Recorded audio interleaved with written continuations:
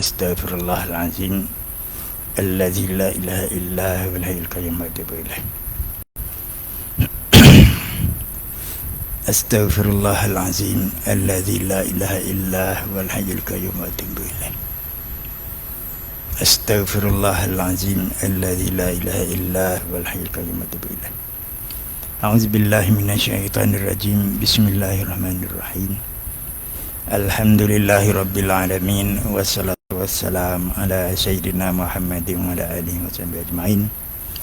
Rabbi syrah li sadri wa yassir li amri wahlul 'uqdatam min lisani yafqahu qawli.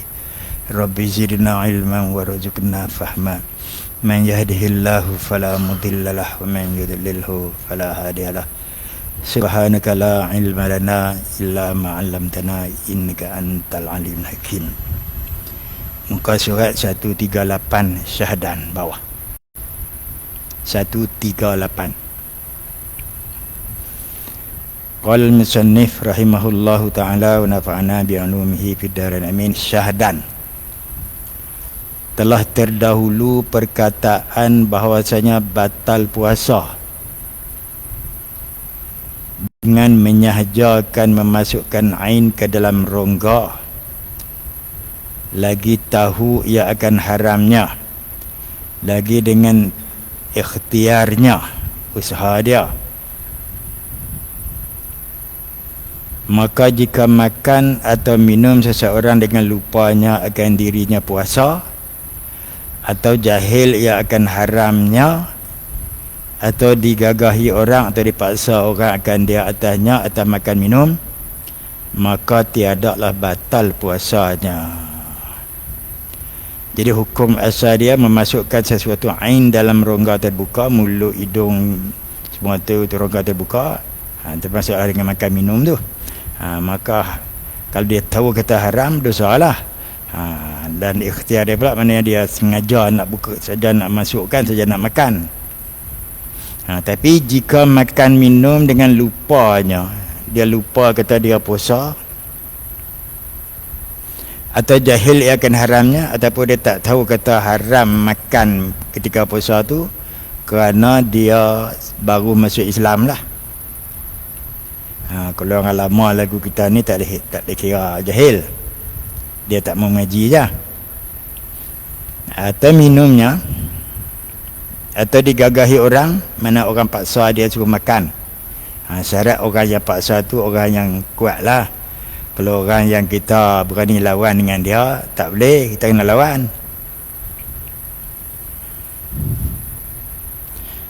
Tiada batal puasa makan minum kerana jahil ma'zur, atau kerana lupa atau dipaksa. Dan jika ada dimakannya tu dan minumnya banyak sekalipun, makan banyak pun, mana tak batal puasa.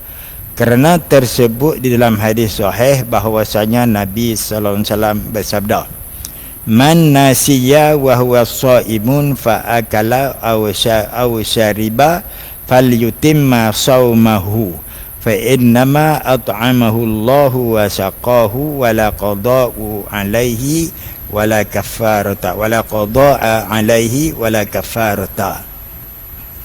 Yakni barang siapa lupa ia tak kala puasa, maka makan ia atau minum ia, maka hendaklah ia tamamkan, sempurnakan puasanya. Jadi dia, Nabi suruh sempurna juga puasa tu walaupun dia dah makan minum. Pasal apa? Dia lupa. Maka hanya sahaja Allah Ta'ala telah menganugerahi akan dia makanan dan minuman. Bila kita lupa pergi makan minum tu, Tuhan yang kurnia kat kita beri makan minum tu. Pasal lupa ni bukan kita nak, dia jadi sendiri. Kita kata jadi sendirilah, sebenarnya Allah Ta'ala beri kita lupa. Jadi bila kita lupa makan minum, maka kita makan dan minum seolah Allah Ta'ala nak beri kita makan minum lah. Dan tiada qada atasnya, maknanya nak cerita kata tiada batal puasa dengan makan minum yang lupa tadi. Dan tiada pula kafarat, mana tak kena bayar fidyah. Artinya kita tak ada kena fidyah apa, mana kalau mati pun dia kira dia ada puasa dah. Maka iaitu bersalahan dengan hukum orang yang semayang. batal sembahyangnya kerana makan banyak dengan lupanya. Tengah duduk sembahyang tu makan sampai 1 pinggan 2 pinggan mau tak batal sembahyang. Ham sembahyang gaduh apa tu boleh makan macam tu. Maka dibezakan antara puasa dan sembahyang, bahwasanya orang yang sembahyang ada baginya kelakuan yang mengingatkan akan dirinya di dalam sembahyang. Masa kita duduk sembahyang tu macam kita duduk beringat macam sembahyang tu. Ada duduk macam qiyam tu bukan duduk selalu lagu tu, sembahyang baru duduk. Pasal lain kita lepas tangan. Tu nak cerita kata sembahyang. Kalau kita duduk tahiyat, duduk macam tahiyat tu bukan duduk selalu lagu tu. Selalu kita duduk sila macam ni. Jadi duduk tahiyat ke apa? Kalau dia makan masa tu, turun tahiyat tu nampak nasi tepi dia balon habis pinggan, dia sudah tahiyat tu dia Nabi salam. Jangan batal sembahyang dia. Maka dibangsakan dirinya kepada yang taksir. Artinya diletakkan dia ni orang yang bertanggungjawab dengan makan tadi. Sebab makan banyak dengan lupa pun batal juga sembahyang. Makan dalam sembahyang lupa, maka batal dengan dia sembahyang. Bersalahan yang puasa, maka tiada baginya kelakuan yang mengingatkan dirinya dalam puasa. Puasa ni duduk tak makan tu, boleh kata pagi bangkit lepas sarapan tu sampai pukul 8, 9, 10, 11 tu tak makan lagi. Mana nak tahu, kalau tak puasa pun tak makan, kalau puasa pun tak makan. Jadi mana kita tak teringat kata kita tu puasa. Dia mudah lupa kata kita puasa pasal perangai dia biasa aja macam tu. Jadi kalau sembahyang dia tak batal pasal dia berlainan keadaan dia. Puasa dia tak batal puasa kerana kedudukan dia tu tak serupa dengan keadaan biasa aja duduk. Sembahyang dia ada berlainan duduk, sebab tu batal puasa sebab makan. Tapi kalau makan dengan sedikit dengan lupa tak batal. Macam kita kata nyok buah Melaka lekat celah gigi tu. Lepas tu tengah duduk sembahyang tu pasal lagu susah nak baca ke, dia clear telan dia terlupa kata dia tak boleh makan, dia terlupa kata dia sembahyang. Maka dia sembahyang dia tak batal pakai mat sikit tu. Kalau sengaja dia makan sikit pun batal juga. Dia tahu kata dia duduk sembahyang tapi dia tarik dengan lidah dia nyok buah Melaka lekat celah gigi tu, dia telan batal sembahyang dah. Sikit pun kerana kerja sembahyang ni tak serupa dengan kerja ibadat yang lain.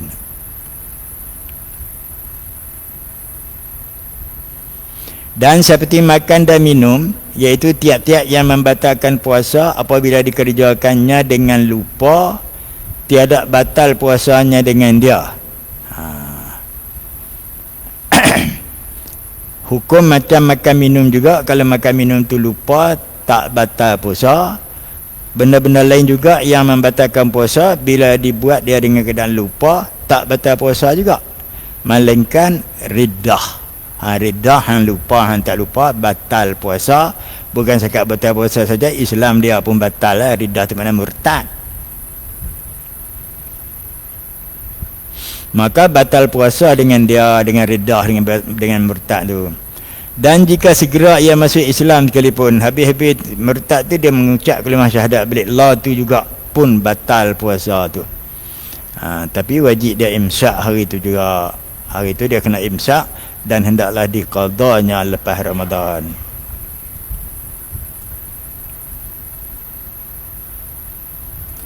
Dan tiada batal puasa dengan menelan air liurnya yang khalis, yang bersih lagi suci, yang di dalam mulutnya. Mana air liur yang duduk dalam mulut tak ada tercampur dengan benda-benda apa, telan dia, mana tak batal puasa.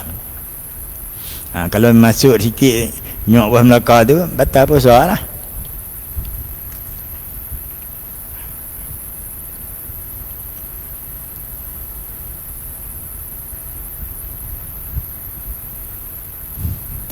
Tapi jangan kalau dia himpun air liur dia di atas lidah dia, kemudian dia jelan tu, lepas tu dia telan balik, tarik lidah tu masuk balik, dia telan liur tu, batal puasa dia. Dan jika dihimpunkan banyak lalu ditelannya sekalipun, kalau duduk dalam mulut itu himpun banyak pun tak apa. maka keluar dengan kata air liurnya tak masuk tu memelan, artinya telan air liur orang lain. Orang lain kita pergi duk jilat dia, batal puasanya dengan dia. Dan keluar dengan kata air liurnya yang khalis, yang bersih, yang suci. Menelan air liurnya yang bercampur sesuatu yang suci. Telan air liur yang tercampur sesuatu yang suci, seperti memintal ia akan benangnya yang bernila. Maknanya benang ada nila, dia duk pintal benang tu pakai mulut dia. Nila yang ada pada benang tu masuk dalam kena air liur dia, kemudian air liur tu dia telan. Maka tercampurlah air liurnya dengan nila benang itu, lalu ditelannya, maka batallah puasanya. Itu tak nila duduk di benang ni bukan banyak mana pun.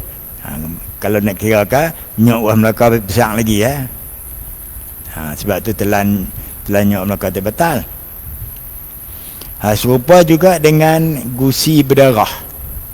Kita telan liur tu yang campur dengan darah tadi, batal puasa. Melainkan dia tu orang yang dibalakan dengan gusi berdarah sedia masa, itu dimaafkan.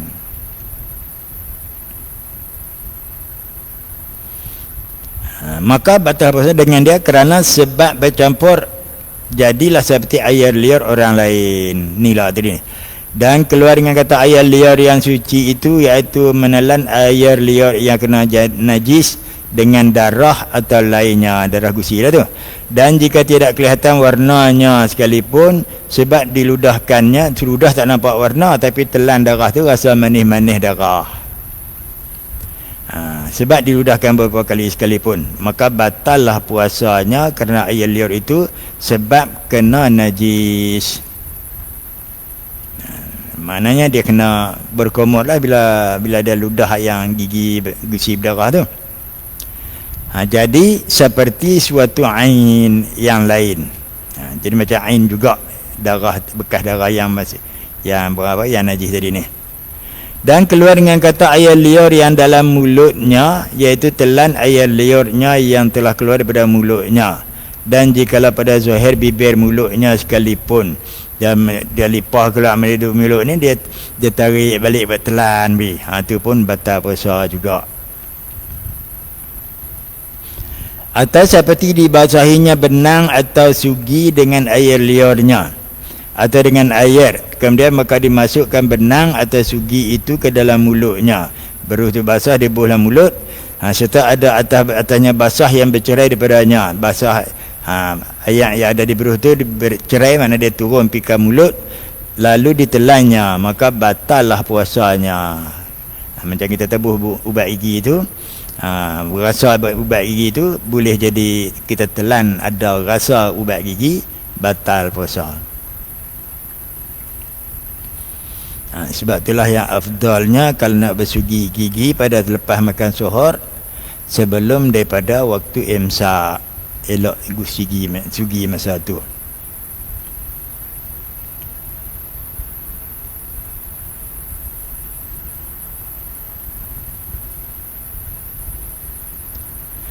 Kerana air liur itu sebab bercerai ia daripada tempatnya di dalam mulut, jadilah ia seperti suatu ain yang lain.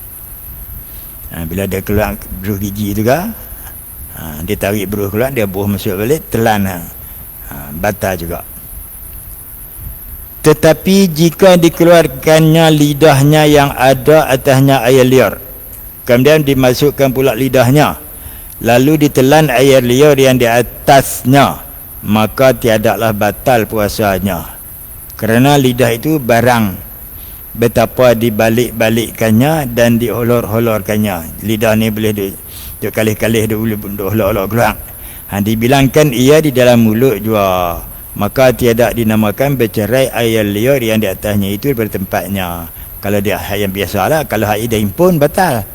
Di sini tak cerita macam tu.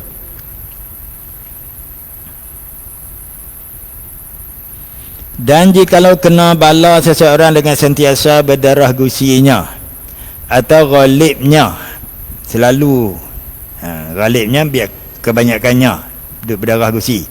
Sekira-kira sukar memeliharakan daripadanya, payah nak jaga gusi berdarah ni, maka iaitu dimaafkan dan memadai meludahkan dia, ganti membasuh dia. Memadai dengan ludah saja yang gusi berdarah tu, nak ganti pada basuh. Dan tiada diberati akan dia membasuh dia pada tiap-tiap ketika. Artinya bila kita kata berdarah basuh berdarah komok letih tak diberati, mana tak disuruh letih untuk membasuh dia atau basuh dia pada tiap-tiap ketika. Dan dimaafkan bekas darah yang bercampur dengan air liurnya itu. Kerana ada satu kitab tu dia kata kalau kita berpuasa banyak meludah sangat pun makruh juga, kerana dia mengkeringkan air liur, dia membuatkan dahaga yang terlalu kuat, dia boleh jadi makruh balik, ludah sangat-sangat pun. Masalah, jikalau seorang memerlan atau menelan setengah benang pada malam hingga sampai benang tu ke dalam perutnya, dia telan benang masuk dalam perut, tali ke apa tak kira lah, dan setengahnya zahir pada mulutnya, yang lebih tu dia terbit di luar ni, yang ujung dalam ni masuk dalam perut tu, masuk dalam ma'idah tu. Lalu fajarlah dengan hal yang demikian itu, lepas tu masuk subuh, padahal ia puasa. Bila masuk fajar ni, masuk waktu imsak, dia dalam keadaan puasa. Maka jika ditelannya akan pada hak zahir itu, kalau dia telan hak yang duduk di luar ni, dia telan masuk habis semua, atau dihunusnya setengahnya pada hak yang batinnya, tapi dia tarik keluar daripada perutnya, batallah puasanya. Hak ni telan pun batal, tarik keluar pun batal. Nak bagi duduk itu je lah. Jadi mana benang duk terjuntai duk di mulut lah. Pasal dia tarik keluar batal, telan masuk nak perhabis pun batal juga. Telan masuk tu jadi macam makan, tarik keluar tu macam muntah, macam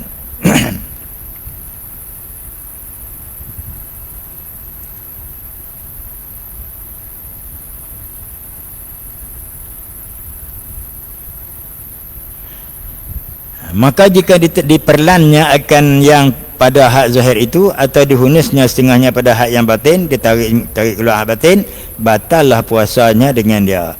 Dan jika dibiarkannya pada had yang zahir itu, kalau dia taruh dalam mulut tu, dia duduk keluar terjuntai turun tu, dia tinggal itu aja, jadi masalah dia tiada lah pula sah sembahyangnya. Dia nak sembahyang tak sah pula, kerana benang tu berhubung dengan najis yang ada dalam perut.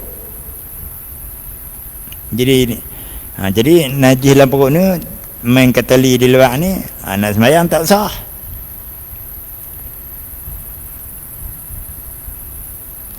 Maka jalan yang menghasilkan sah sembahyang dan puasanya hendaklah dihunus akan dia oleh orang lain pada ketika lalainya. Itu cara dia. Yang nak jadi puasa pun sah, sembahyang pun sah. Kita duduk kali-kali tu mari kawan lain, bukan tarik bang, kita pun tak tahu kata dia nak tarik. Jangan janji saya esok agak aku duduk kali esok hampir tarik berang. Tu tak boleh, pasal kita janji dengan dia. Ni tak ada janji apa. Dia faham hukum tu, dia tengok benang kita ada di mulut, dia main-main tengok, dia sambar ambil pi gitu je.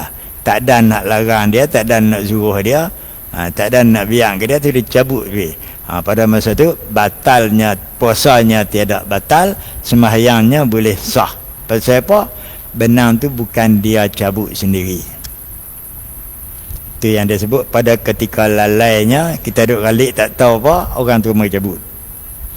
Kerana jika dihunus orang akan dia pada ketika tiada ia lalai, kalau kita sedang dia abang nak tarik, kita tak tahan, dia tengok benang kita, mari aku tarik bang, kita tak tahan dia, tak boleh. Kena kita tahan, jangan bagi dia tarik. Pasal kita sedang kata dia nak tarik. Kalau dia main curi tarik tu, itu tak apa.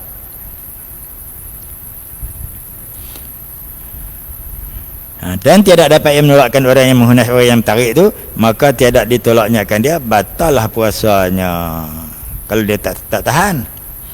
Dan jika tiada ada orang yang menggunakan dia seperti yang itu, kalau tak ada orang nak tarik dia, duduk benang tu sampai waktu zuhur nak sembahyang zuhur. Kalau subuh pun nak sembahyang subuh tak boleh. Pasal apa? Benang campur dengan tarik dalam perut tadi ada hubung dengan najis, nak sembahyang tak sah. Lepas tu nak sembahyang subuh kan, nak sembahyang zuhur kan, tak sah. Maka pada masa itu nak buat lagu mana? Maka wajib atasnya memelihara akan sembahyangnya. Wajib dia kena jaga sembahyang. Maknanya boleh dia batalkan puasa, jangan tak sembahyang. Kerana hukum sembahyang itu terlebih besar, lebih berat daripada hukum puasa. Kerana hukum sembahyang ni dia suruh sembahyang walau bagaimana sakit sekalipun, selagi dia duduk sedar kata dia seorang yang hidup, dia kena sembahyang lah. Tak boleh bergerak, tak boleh bercakap, tak boleh apa pun, dia kena sembahyang lagi. Puasa ni bila sakit boleh tak puasa, boleh meninggalkan puasa. Jadi berat hukum sembahyang ni daripada hukum puasa lagi. Jadi sebab itulah dia boleh batalkan puasa, kemudian dia kena sembahyang. Wajib dia qada balik puasa dia sehari dengan tak ada fidyah apa. Maka kerana inilah, kerana hukum sembahyang tu lebih berat, dibunuh orang yang meninggalkan sembahyang sebagai hukum hudud ke atas dia, hukum had. Pasal apa? Dia tinggal sembahyang kerana segan. Itu di dalam hukum hudud ke atas dia, bunuh kerana segan sembahyang. Maka dimandi, dikafan, disembahyang, ditanam dalam perkuburan Islam. Kalau dia mengatakan sembahyang tu tiada wajib, jadi murtad. Kena suruh dia bertaubat. Kalau dia tak mau taubat juga, maka dibunuh dia tak sembahyang tu kerana dia ingkar kewajipan sembahyang, jadi murtad. Jadi bunuh orang murtad, maka bangkainya diberi makan anjing pun boleh. Tak payah nak mandi kafan sembahyang lah. Pergi tahu tepi jalan tu, anjing ambil makan lah. Anjing saja yang layak makan bangkai orang yang tak sembahyang. Dan tiada dibunuh orang yang meninggalkan puasa. Kalau orang puasa, dia tak puasa, tak boleh bunuh dia. Pasal apa? Dia ada sebab yang kata puasa ni, wa in kana miridan aw ala safarin fa'iddatun min ayyamin ukhra. Kalau sakit, kalau musafir, dia boleh buka puasa dan qada pada hari yang lainnya. Jadi puasa ni ringan sikit daripada sembahyang. Lepas tu kalau mati pun dia tak qada puasa, dia boleh bayar fidyah ataupun boleh diganti qada oleh orang lain atau anak-anak dia. Boleh digantikan dengan orang lain. Sembahyang ni dalam mazhab kita Syafi'i tak ada siapa nak boleh ganti. Di dalam mazhab Hanafi adalah cerita kata dia boleh bayar fidyah satu waktu satu cupak. Tapi satu hari dia 6 waktu, dia bukan 5 waktu. Kerana Hanafi ni, bila kita bertaklid kepada Hanafi, kalau kita katalah orang yang tak sembahyang tu mak pak kita ke, anak beranak kita ke, maka kita bayarlah fidyah sembahyang bagi dia. Sehari kena 6 cupak. 5 cupak tu 5 waktu fardu, kemudian 1 cupak lagi tu waktu witir. Kerana witir dalam Hanafi adalah wajib, bukan sunat lagu kita. Kita mazhab Syafi'i ni sunat je witir. Buat tak buat pun ikut suka hati je. Kalau Hanafi dia wajib buat juga kerana dia wajib. Yang sembahyang 5 tu fardu. Jadi fardu lain, wajib lain. Dia lebih kurang macam wajib haji dengan rukun haji tu. Jadi kalau jadi berlaku macam kita kata tak ada siapa tak sembahyang tu, kita nak mengharapkan Allah Ta'ala ampun dia di hari akhirat, kita tolong bayar fidyah sehari. Dia ada 6 cupak Baghdad lah. Kalau 4 cupak tu kita kata lah ni berapa ringgit? 8 ringgit, 7 ringgit begitu kan, yang majlis agama bagi fitrah tu. Tu 4 cupak. Tambah dia 6 cupak, maknanya kalau 3 gantang tu mana untuk 2 hari puasa aja. 2 hari dia 2 hari dia tak sembahyang, kena bayar 6 jupak, ataupun kalau duitnya 14 ringgit lebih lah. Dia boleh bagi duit kerana dalam mazhab Hanafi dia boleh taqwimul misli. Dia tak serupa Syafi'i kena beri beras juga. Kita nak cari hak yang lebih mudah itu. Dibolehkan kerana ada dalam mazhab lain daripada mazhab yang terbilang. Jangan cari mazhab yang tak terbilang.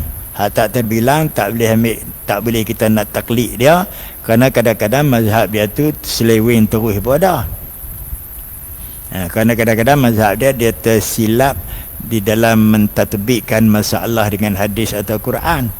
Tu kita tak boleh nak ikut mazhab yang syaz dipanggil dalam bahasa Arab.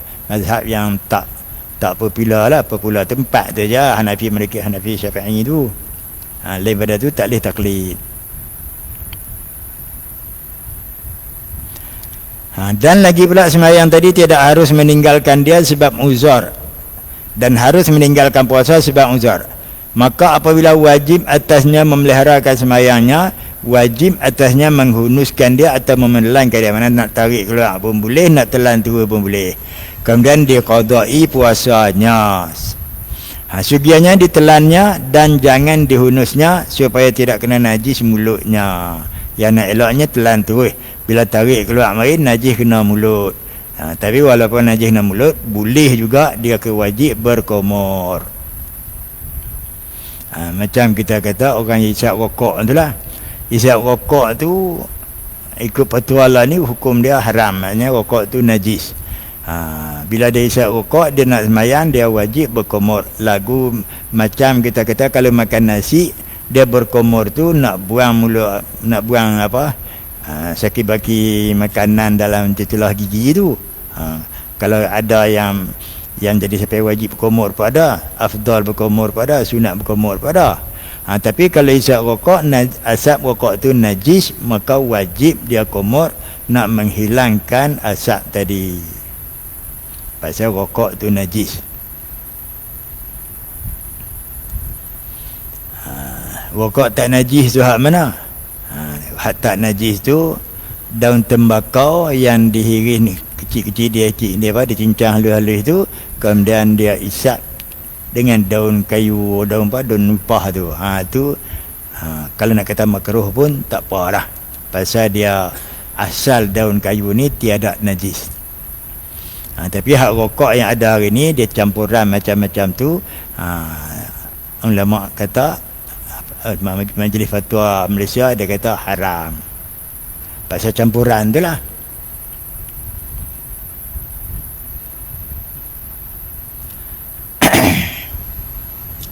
Adapun jika dapat yang demikian itu, maka wajib atasnya memotong pada hak yang zahir mulut dan menelan pada yang batin. Maknanya kalau boleh nak kerat sikit ke, kerat. Bila sekat mana dia boleh gunting benang yang duduk dalam mulut tu. Lepas tu hak lebih tu dia telan. Habis. Jadi cerita benda masuk dalam perut ni, antara dulu di luar ni, jadi macam itulah keadaan dia. Tu pun benda ni pelik lah berlaku. Kalau bagi kita lah ni tak pernah berlaku lah macam tu. Kalau nak ada pun doktor dia jolok masuk benda-benda nak kamera dalam perut tu tak tahulah lagu mana cara dia.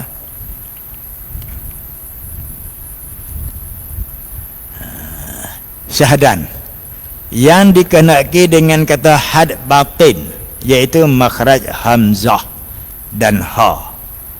Hamzah dan ha ni duduk daripada dada. Dan hak zahir itu iaitu makhraj kha dan ha. Kha, ha, kha. Jadi kalau kita kata kita makan sesuatu benda sampai tak ha, kha tu, kita ludah buang. Yang tu tidak membatalkan. Kita tak telan lah tu. Mana kita dia mama sampai tak ha tu boleh buat hai tui. Dia boleh buat lagu tu. Kha, khoi tui. Itu tempatnya. Kalau masuk sekat-sekat tu tak batal puasa lagi. Kalau masuk sampai lepas ha tu dalam dada. Ha ni dia jadi ke dalam, maknanya itu adalah had yang kita takrif yang batin mulut. Tadi zahir mulut, ni batin mulut. Jadi maknanya kalau kita terlupa ke, kita teringat, tengah duduk makan tu telan sengah beda, lepas tu teringat oh aku puasa hari ni, sampai sekat tu dia kena ludah berang. Lepas pada tu jadi tu, dia turun pilah, tak apa. Kalau buang macam tu pula batal kerana muntah pula. Jadi bila kita sekat tu telan, kalau sekat dengan tu keluar balik.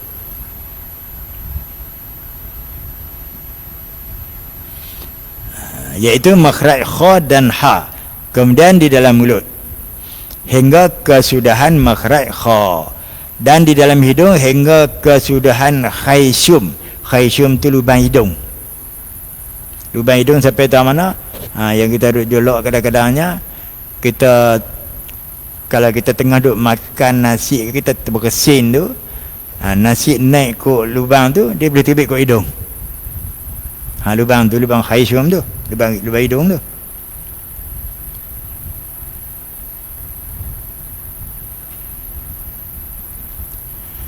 Hingga kesudahan khayshum baginya had hukum zahir pada pihak membatalkan puasa, iaitu dengan cara mengeluarkan muntah kepadanya, batal lah, dan menelankan dahak gelma, ataupun kita panggil apa tu ingus daripadanya. Dan pada pihak tidak membatalkan puasa dengan masuk satu ain ke dalamnya, masuk sekat tu tak batal puasa lagi. Dan pada pihak wajib membasuh dia apabila kena najis. Kalau kena najis, kena basuh dalam lubang hidung tu pun. Kalau mulutnya sampai sekat ha-kha tu lah, mana masuk najis ke tu, kena komok. Maknanya kalau nak komok kan kena buat kuek lah. Kalau tak buat ker tu tak jadi, tak sampai huruf ha tu. Kemudian buat ker tu, sikit dia tertelan masuk, itu dimaafkan bagi puasa. Pasal kita nak basuh sampai ke pangkal huruf tu mana sampai sekat tu yang wajib basuh, dipanggil hak zahir.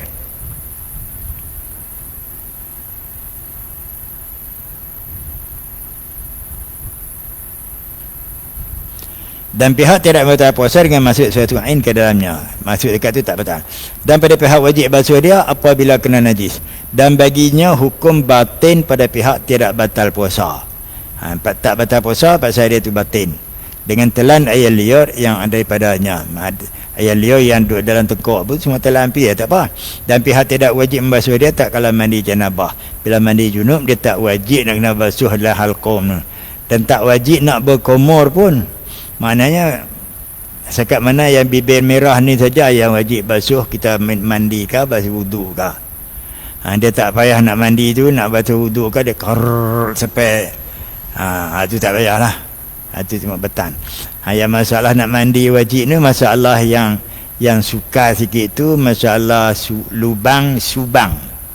Subang orang perempuan yang ada lubang tu, lubang tu dia nak kena masukkan air di dalam lubang subang tu.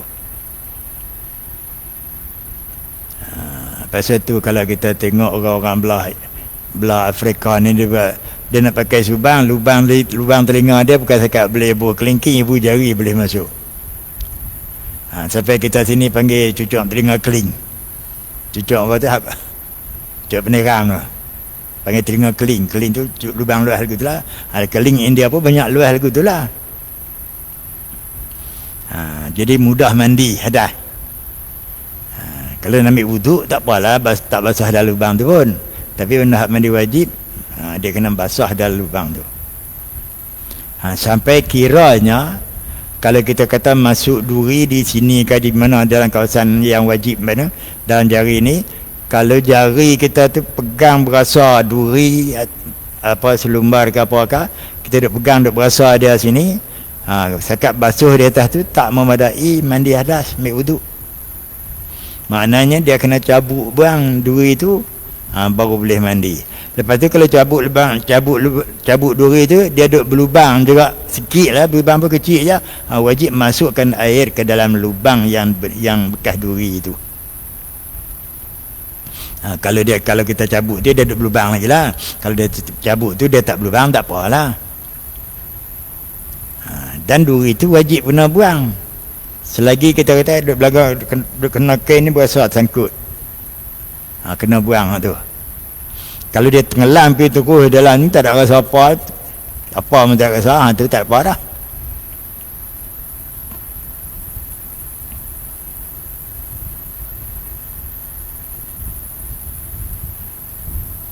Soal, apa sebab wajib membasuh mulut daripada najasah najis, dan tak wajib membasuh dia daripada janabah?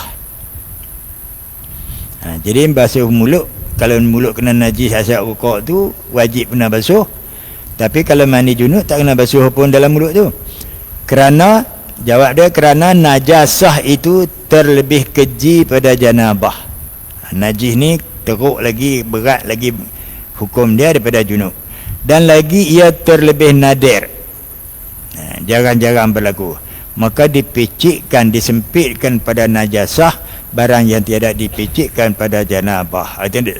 Disusah sikit pasal najis duduk dalam mulut ni. Pasal apa? Wajib kita memelihara najis jangan masuk dalam mulut. Janabah ni mana ringan sikit lah. Mana mandi janabah tu boleh dia mandi gitu je lah, basuh basah bibir mulut tu je. Tapi jangan masa mandi itu dia kebam, apa merah ni duduk di dalam, air tak kena dia. Masa baca wuduk pun lagu tu lah juga. Bila kita basuh wuduk tu, pejam mata rapat. Bila rapat sini pun air tak kena di ekor mata ataupun di umbi mata tu. Kelopak mata tu dia tak kena situ, tak boleh juga. Bisa wuduk ke mandi ke, dia kena, macam kita kata, kena buka lah, kena celek ada sikit. Kerana nak pergi basah air tepi ni. Cuma tak wajib masuk dalam mata aja. Bibir mulut pun dalam mulut tak wajib basuh, tapi bibir tu wajib dibasahi. Bibir tu sekat mana? Sekat yang dikatakan merah. Bagi orang perempuan kan tempat dia duduk berkencu tu lah, tu kena basuh tu. Kalau tak basah tu, dia tak sah lah wuduk kan, mandi kan.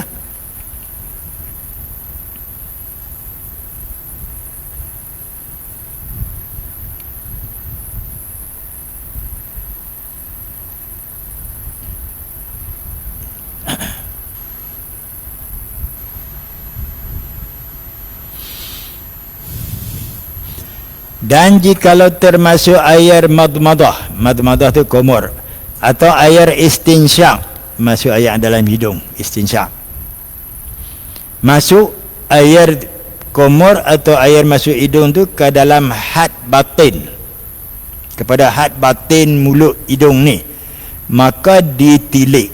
Kena fikir, tengok, kena tilik, tengok, cam, tengok. Jika ada madmadah atau istinsyak itu dengan tiada mubalaghah. Kalau tak mubalaghah, tak buat krrr tu lah.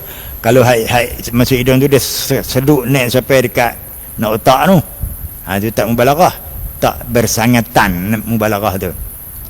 Maknanya dia komok sikit je. Termasuk air komok, air masuk hidung tu, dengan tiada mubalaghah, dia tidak buat krrr tu, maka tiada batal puasanya dengan dia. Dan jika ada ia dengan mubalaghah, dia bersangatan, mana dia berkomong dari isap menaik ke hidung tu, naik tu sampai macam nak masuk otak tu, ataupun berkomong tu dia buat krrr sangat tu, lagi ingat dia puasa, lagi tahu yang akan mubalaghah itu tidak disuruh bagi orang puasa. Kerana orang yang puasa tak disuruh berkomot yang sangat-sangat tu. Dia suruh berkomot biasa tu je, buah dalam mulut tu, keruk dalam mulut je. Jangan dia dalam mulut keruk tu, itu tak disuruh. Batal lah puasa dengan dia. Kerana orang yang puasa itu ditegahkan daripada mubalaghah, bersangatan tak kalah madah istinsyak. Tetapi jika kena najis mulutnya atau lubang hidungnya, maka dibasuhnya akan dia dengan mubalaghah lalu termasuk air ke dalam rongganya, maka tidak batal puasanya kerana mubalaghah pada basuh dia itu wajib. Kalau masuk ayat asal ukur kan, dia jadi kena dengan buat kera lah. Baru dia habis asal ukur tu.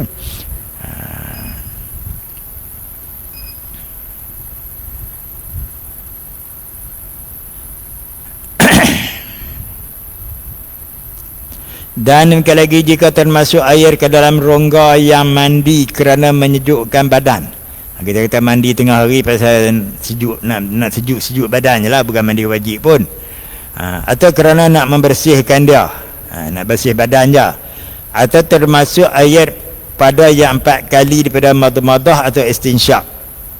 Ataupun dia berkumur 3 kali itu tak apa lagi, dia kumur tambah lagi sekali jadi 4 kali. 4 kali yang keempat tu terseduk masuk dalam tekuk sikit, maka batallah puasa dengan dia. Pasal yang keempat tu tidak sunat wuduk dah. Jadi sebab tu kalau wuduk ni, kalau kita katalah basuh muka ke basuh telinga, air masuk dalam lubang telinga, maka tidak batal puasa. Tapi kali yang pertama, kedua dan ketiga lah. Kalau kali yang keempat kita basuh dia masuk dalam lubang telinga, sengaja tak sengaja pun batal puasa dia.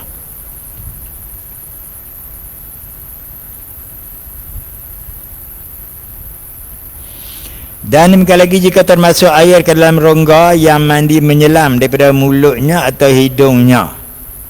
Masuk air ke hidung terus, ada air dia naik masuk tu, kita menyelam, masuk dalam mulut, sampai ke halkum dia lah. Kalau bersekat di luar mulut tu tak apa. Dalam hidung ni dia masuk dalam lubang hidung, lubang telinga pun dia masuk habis situ. Kita bila timbul naik, dia keluar balik. Dia tak berdengung, dia tak berdesingan, dia tak apa, tak bergung lah. Masuk macam tu pun batal juga kerana dia mandi menyelam.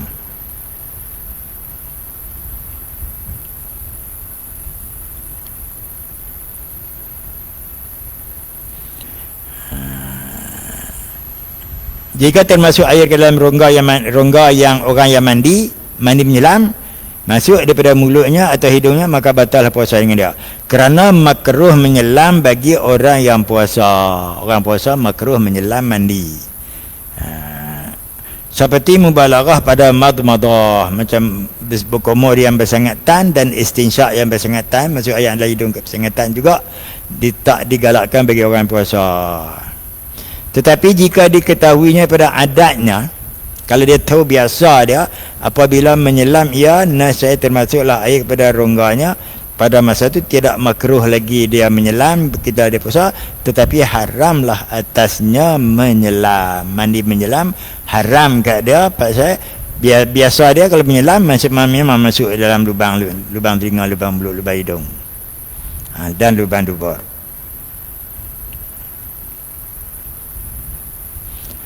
Adapun jika termasuk air ke dalam rongga mandi yang wajib, seperti mandi haid, mandi nifas atau mandi junub atau mandi sunat, mandi sunat jemaah itulah, maka tiadalah batal puasa dengan dia. Itu pun jika tidak menyelam ia tak kala mandi. Dan jika menyelam ia, maka termasuk air ke dalam rongganya, tak kala itu batallah puasanya. Menyelam tu kat mana pun tak boleh. Mandi sunat pun tak boleh, pasal dia tak pergi menyelam. Jadi kalau kita juruh mandi, juruh ini tu, dia masuk dalam tengah, mandi wajib tu tak batal lah. Tapi jangan nak buang balik. Nak buang masuk yang bunyi gong-gong tu, kita buang, bubuh balik air tu nak buang. Nak buang tu, hilanglah berdengung tu, bubuh air tu, batal puasa. Lepas tu biar duduk biar, nak dengung lama mana hangat.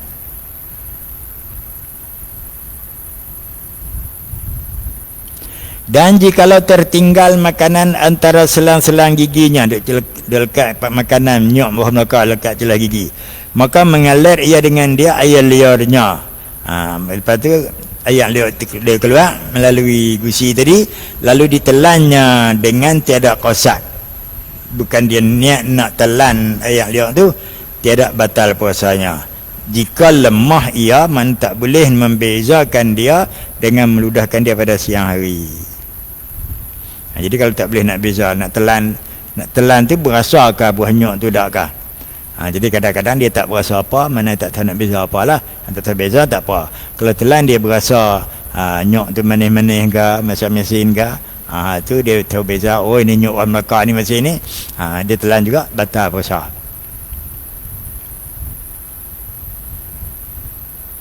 Adapun jika diperlanyakan dia dengan qasad, dia niat nak telan betul, atau kuasa yang membezakan, dia tahu mana ayat liat yang bercampur dengan dan tak bercampur, dan kuasa dia meludahkan dia, maka tiada dibezakannya. Dia boleh ludah, dia boleh beza, tapi tak kisah saja, dan tiada diludahkannya hingga sampailah ia pada rongganya. Pada ayat liat itu termasuk sendiri je dalam tengkok dia, batallah puasanya dengan dia kerana taksirnya.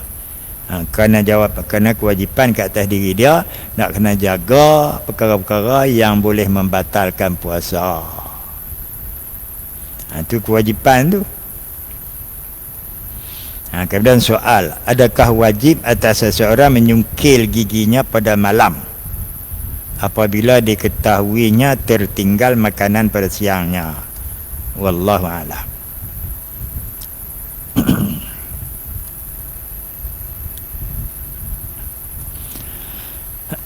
Wallahu a'lam bishawab, wa ilaihil marji'ul ma'ab, wa la ilma lana illa ma 'allamtana innaka antal alimul hakim. Allahumma iftah alaina futuhal 'arifin yufaqihna fid din bijahin nabiyil karim wa ala alihi wa sahbihi ajma'in birahmatika ya arhamar rahimin walhamdulillahi rabbil alamin. La haula wa la quwwata illa billahil aliyyil azim.